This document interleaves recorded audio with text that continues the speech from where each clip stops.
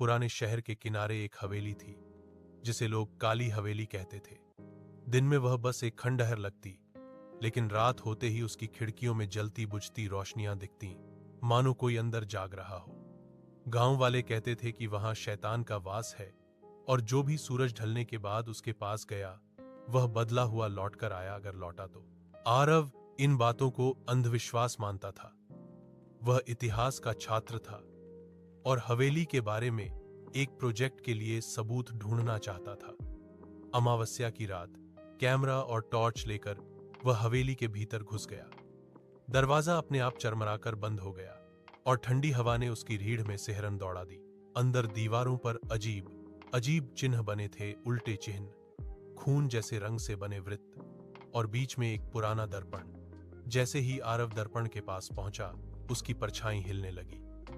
परछाई ने मुस्कुराकर कहा, तुम सच खोजने आए हो या खुद को?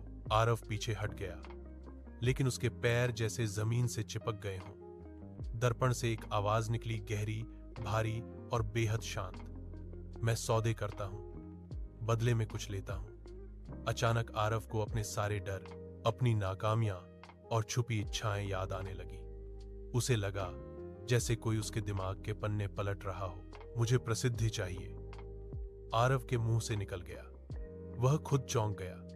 दर्पण में मुस्कान और चौड़ी हो गई। मिलेगी, आवाज बोली, लेकिन कीमत याद रखना। हवेली हिलने लगी, रोशनी तेज हुई, फिर अंधेरा।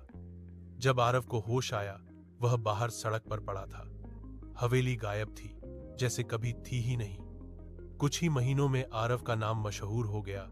उसकी खोजें, उसके लेख सब छाए रहे। लोग उसकी प्रतिभा की तारीफ करते नहीं थकते थे, लेकिन हर रात वह दर्पण उसे सपनों में दिखता